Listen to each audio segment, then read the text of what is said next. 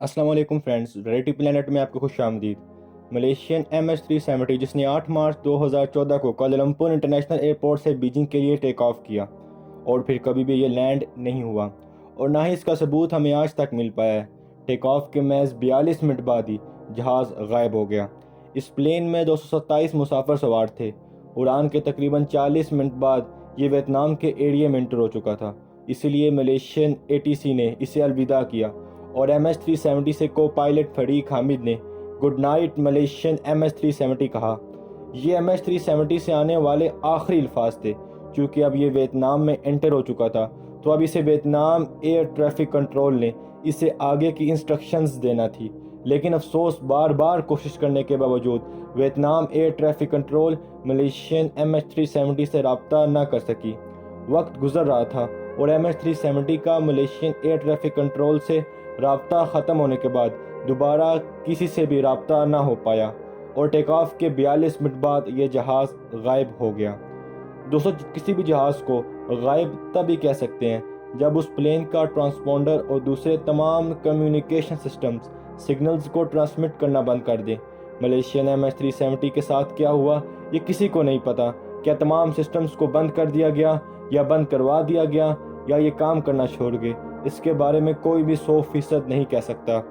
کچھ دیر بعد اس جگہ پر جہاں ملیشین MH370 اور ملیشین ایئر ٹریفک کنٹرول کا رابطہ ہوا اور جہاں پائلٹ نے آخری بار ملیشین ایئر ٹریفک کنٹرول کو گڈ نائٹ وش کیا، وہاں پر ریسکیو ٹیمز کو بھیجا گیا۔ کچھ ہی گھنٹوں میں اس جگہ کا کونا کونا چھان مارا گیا، لیکن جہاز کا کچھ بھی پتہ نہ چل سکا۔ دوستو، جہاز میں بہت سارے ایسے پارٹس ہوتے ہیں جو پانی میں تیر سکتے ہیں۔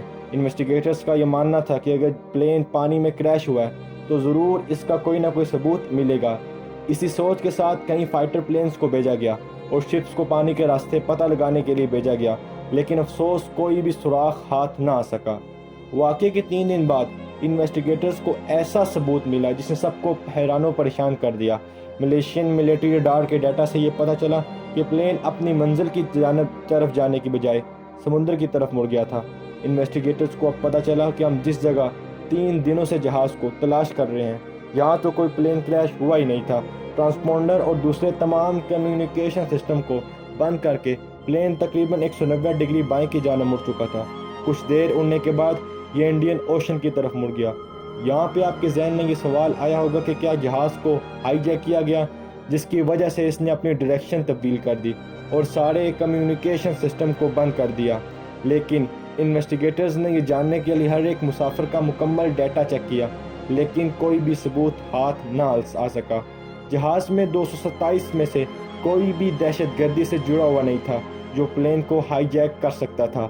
جو وقت گزر رہا تھا لوگوں میں بے چینی بھی بڑھ رہی تھی یہ جاننے کے لیے کہ کیا ہوا ملیشین MH370 کے ساتھ، کیا ہوا ان کے پیاروں کے ساتھ۔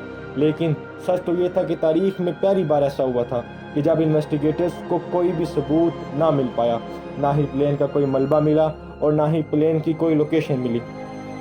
ملٹری ریڈار کے مطابق یہ انڈین اوشن کی طرف تب تک فلائی کرتا رہا جب تک کہ یہ ریڈار سے باہر نہ چلا گیا ہو۔ اب جہاز ایک بڑے سمندر کی جانب جا چکا تھا جہاں صرف اور صرف پانی ہی پانی تھا۔ تلاش کرنے والوں کو اب انڈین اوشن کے ایک بہت بڑے حصے میں اس پلین کو تلاش کرنا تھا اور اتنے بڑے ایریا میں تلاش کرنے کے لیے بہت سارا وقت اور پیسہ لگنے والا تھا۔ واقعے کے 16 دن بعد پھر سے ایک ثبوت ملا۔ اس بار پلین کا سگنل کسی ریڈار نے نہیں بلکہ ایک سیٹلائٹ نے کیپچر کیا تھا۔ انڈین اوشن میں پلین بہت تیزی سے ٹکرایا۔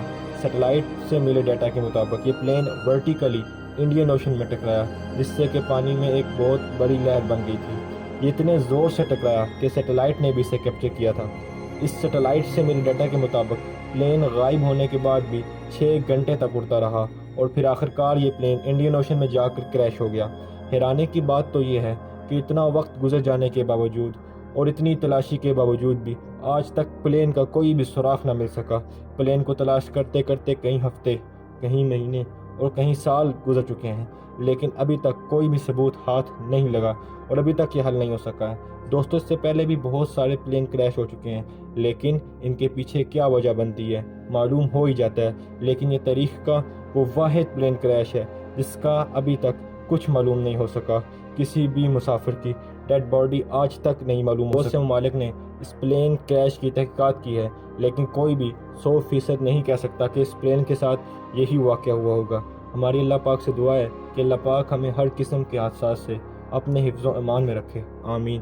ویڈیو دیکھنے کا بہت بہت شکریہ۔ اگر آپ کو ویڈیو اچھی لگی ہو تو میرے چینل کو ضرور سبسکرائب کریں اور ساتھ بیل آئیکن کو بھی دبائیں۔ شکریہ۔